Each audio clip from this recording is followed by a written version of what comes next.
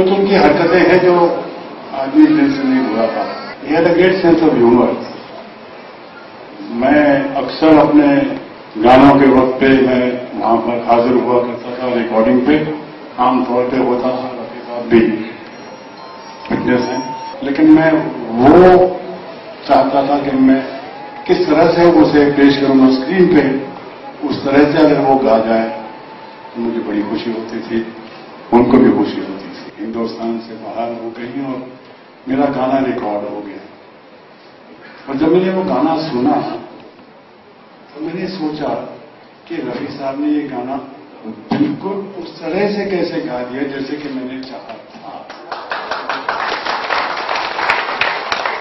तो मैंने जाके उनसे पूछा, रफी जी मैं तो वहां पे था नहीं, आपने ये बिल्कुल वो जो जगह ली है, वो आसमान से आया फरिश्ता और वो बीच में ये सब, और कहना पापा की कमा करूं। और मैं सोचा कि एक गाना शम्मी कपूर का आने वाला, वो शम्मी कपूर किस तरह गाएगा?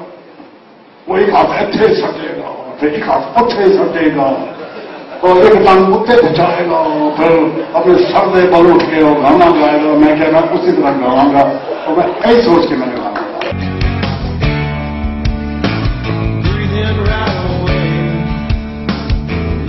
कपूर परिवार का बड़ा रफी साहब के साथ बहुत लंबा एक सहयोग रहा है, जबकि राज कपूर साहब की आवाज मुकेश जी थी, लेकिन शम्मी अंकल, शशि अंकल, कुछ गाने डब्बू और मैंने मेरे करियर में रफी साहब का बहुत बड़ा हाथ है। मैं अपने आप को खुशकिस्मत समझता हूं कि उन्होंने मेरे गाने गाए, लैला मजनू, हम किसी से कम नहीं, अमर अकबर एंथनी, सरगम, कच, नसीब, कातिलों के कातिल, मेरे अनेक गाने उन्होंने, मुझे बड़ा गर्व होता है कि मैं उनके गानों को लिप सिंक कर सका। लेकिन एक बार जब मैं लीडिंग मैन हो चुका था, वो मेरे लिए प्लेबैक गाने थे, तो मैं किसी गाने पे गया रिकॉर्डिंग स्टूडियो में, तो उनकी नजर मेरे पे गई, मैं चुप के देख रहा था उन्हें, तो बड़े प्यार से वो मेरे पास आया, मुझे बड़े लाड से उन्होंने मुझे कहा, पंजाबी में कहा कि पुत्र तू गाता तो बड़ा चंगा लग रहा है मुझे। मनमोहन देसाई साहब कहते थे कि अगर खुदा की कोई आवाज है तो मोहम्मद रफी। फूल का शबाब क्या, हुस्न महताब क्या, आप तो बस आप है, आपका जवाब क्या, आपका जवाब। कह दिया, कुछ कहने के लिए बाकी नहीं है, but it's a fact that he was a legend, he was an institution, and he and my father gave some very good music. He and my younger brother gave some very, very good music, and I am very proud today to be associated with this academy. I wish them all the best, and we are always there for you. यहाँ मैं किसी का नाम लूंगा तो अच्छा नहीं लगेगा, क्योंकि एक से एक कलाकार, सीनियर आर्टिस्ट यहाँ हैं। मैं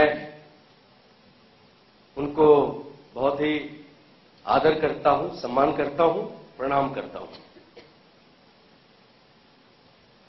देखिए, खुशी की बात यह है कि मैं जब मुंबई में आया था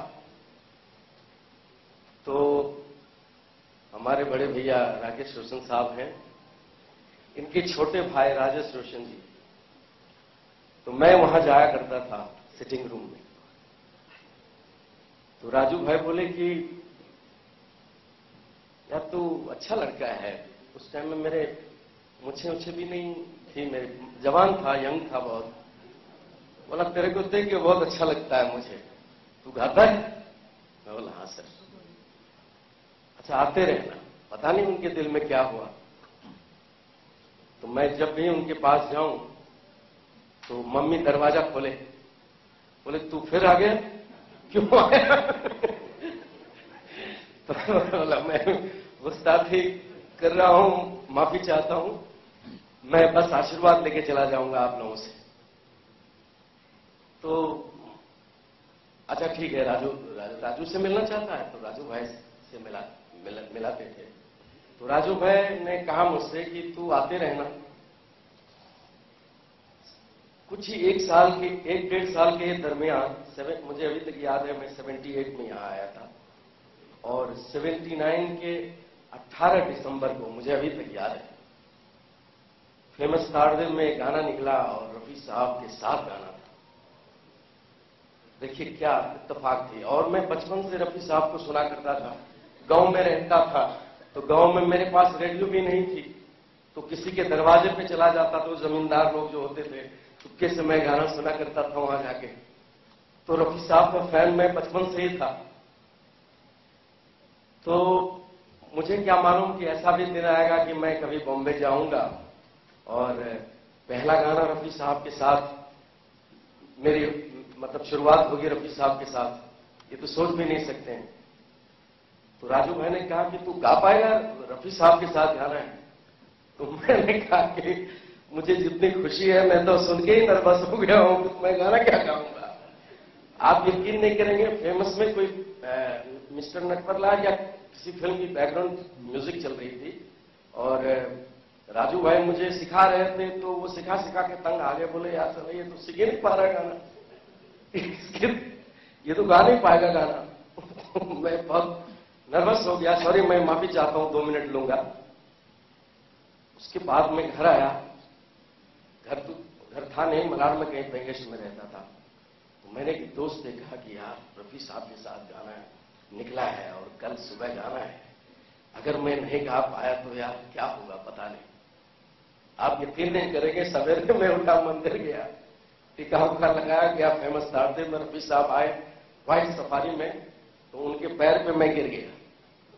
बोला साहब मैं तो आपका छोटा भाई समझिए, बच्चा समझिए, मैं पहली बार मुझे मौका मिला है, आपका जबरदस्त फैन हूं, लेकिन मैं पता नहीं जितनी मुझे खुशी है उतनी ही मैं नर्वस हूं। उन्होंने क्या जवाब दिया कि तो आप मतलब वो तुम नहीं बोलते थे, आप मेरे साथ गाना गाएं, कोई बच्चे का पार्ट है क्या? तो मैं बोला कि नहीं, 2 साल हैं आपके साथ। तो राजू भाई ने कहा कि रफी साहब ये लड़का आया है और 1.5-2 साल हुए हैं, आप आशीर्वाद दो। तो बोला नहीं नहीं नहीं नहीं, आप गाइए, दिल से गाइए, क्योंकि मुझे अभी तक याद है कि मैं जब मुंबई आया था तो मैं भी ऐसे ही आया था और यंग था, कोरस में गाया था, गाओ। एक ही माइक पे रफी साहब खड़े थे और वहीं पे मैं खड़ा था। आप सोचिए क्या आलम होगा। तो जब गाना स्टार्ट हुआ तो मेरा चेहरा देख रहे हैं कि देखन में छोटन लागे गाँव करे गंभीर, मतलब ये दिखता तो है बच्चा जैसा, लेकिन ये तो राजू भाई ने बोला कि भाई है, उसमें मिठुन दा और राकेश रोशन साहब है, तो कादर खान के लिए ये गा रहा है। तो मैंने गाना स्टार्ट किया। उस वक्त क्या था, ये डायरेक्ट टेक होती थी, मतलब ये आज का सिस्टम नहीं है जो एक टेक हो गए ठीक रहा, दूसरा टेक भी बोले कि सेफ्टी के लिए ले लेते हैं। गाना हो गया। आप यकीन नहीं करेंगे, मैं सोच नहीं सकता हूं कि आज तक मुझे अभी तक भी ऐसा लगता है कि मैं कोई सपना तो नहीं देख रहा हूं। उसके बाद जब भी मैं रफी साहब से मिलता था तो रफी साहब मुझे देखते थे, बड़ा हैंडसम हुए यार, तो गिटार उटार लेके जरा गाना गाओ, बड़ा अच्छा लगेगा। तो हो सकता है उस वक्त ठीक ठाक लग रहा होगा। तो मतलब सारी यादें हैं मेरे दिमाग में, सारी यादें चल रही हैं। मैं लास्ट गाना अभी गाया था रफी साहब, सॉरी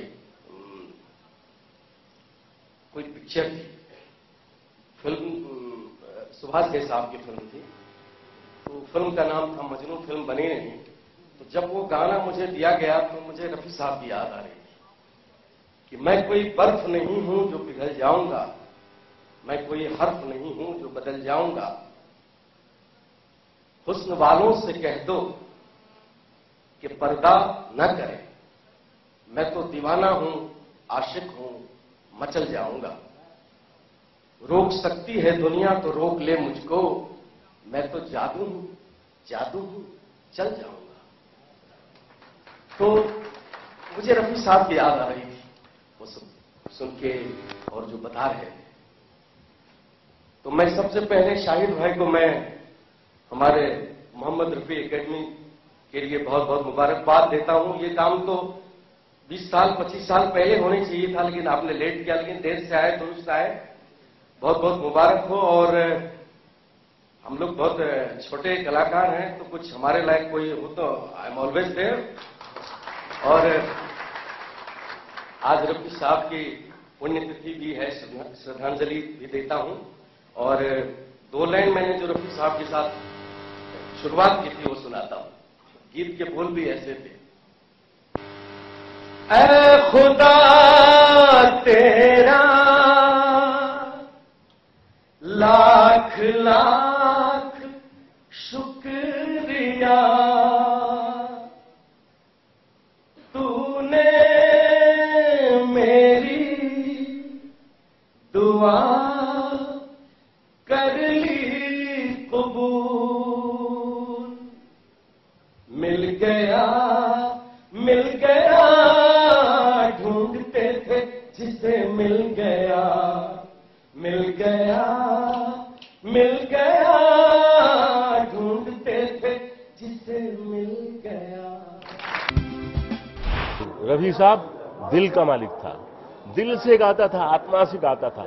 दिल से जो बात निकलती है असर रखती है, पर नहीं ताकत परवाज मगर रखती है। तो आज तक हम उस आवाज को सुन रहे हैं, सराहना कर रहे हैं, मगर हो रहे हैं। मुझे लगता है कि ये बहुत लेट खुला है, बहुत पहले खुलना चाहिए था। And it is very good for the upcoming singers. जैसा बुलाएंगा वैसा, जो मेरे से काम कराएगा करूंगा। रफी साहब के लिए जूता पॉलिश कराने का मैं करूंगा। रफी साहब का क्या, उनका एक उनकी इज्जत अलग है। उनकी आवाज़ में एक बहुत ही खासियत थी जो बहुत कम लोगों में होती है, कि भाई उनकी जो खासियत ये है कि कोई भी आर्टिस्ट हो, कोई भी हीरो हो, उनकी आवाज़ कहीं भी सूट हो जाती थी। तो ये जो खासियत है बहुत कम लोगों में होती है, हर एक वॉइस में नहीं होता है। You see that very few people can do what he did. In same movie, he's singing for Gurudat, and you feel that Gurudat is singing. It doesn't sound as if somebody is giving lip sync. And he's singing for Johnny Walker also. See the contrast. Can you imagine the talent? But beyond that, I think, according to me, he must have sang hundreds of songs where the producer must not be able to pay him money, and he sang them free. कभी रफी साहब से कोई बोलता था कि मतलब वाह रफी साहब आपने क्या गाया, तो मतलब ऐसा इशारा करते थे। मतलब ये था कि मतलब ये ऊपर वाले की देन है, बस ये मेरे में कुछ नहीं है, इससे ऊपर वाले ने देन दिया है मुझे, उसी का इस्तेमाल कर रहा हूँ। लेकिन हाँ, लता ने मुझे बताया कि एक बार रफी साहब की और उनकी कुछ थोड़ी अनबन हो गई थी। बात छोटी सी थी, रॉयल्टी का मामला था। अब रॉयल्टी के बारे में रफी साहब कह रहे थे कि हम तो पैसा लेती हैं, हमको रॉयल्टी नहीं चाहिए, क्यों ले? लता ने कहा नहीं, बहुत सारे ऐसे सिंगर्स हैं जो कहते हैं रॉयल्टी मिलनी चाहिए। तो इस पर थोड़ा सा झगड़ा नहीं हुआ, थोड़ी सी खींचातानी हो गई। लेकिन लता ने ये भी कहा कि साहब रफी साहब जैसे आदमी बहुत कम थे दुनिया में, कोई उनमें बुराई नहीं, हमेशा प्यार से काम करते थे, हमेशा बड़े बड़े बहुत सलीके से, बड़े अदब से काम करते थे, और सबके साथ मिठास के साथ बर्ताव। बहुत बहुत मुबारक शाहिद को। और मैं सब काम छोड़ के आज का दिन फ्री रखा, तो रफ़ी साहब को मैं इतना रिस्पेक्ट करता था। और रफ़ी साहब एक सिंगर के रूप में नहीं, he was a gem of a person, gem of a human being. तो मेरा हिसाब से रफ़ी साहब का एकेडमी पहले ही बनना चाहिए था, लेकिन एनीवे जो शाहिद ने किया बहुत अच्छा किया। मोहम्मद रफ़ी एकेडमी, हम लोग फॉरेन में जाते हैं, हॉलीवुड में काफ़ी स्टार लोग का एकेडमी होता है, लेकिन मोहम्मद रफ़ी का एकेडमी तो होना ही चाहिए। बस वन एंड ओनली रफ़ी साहब जिंदाबाद।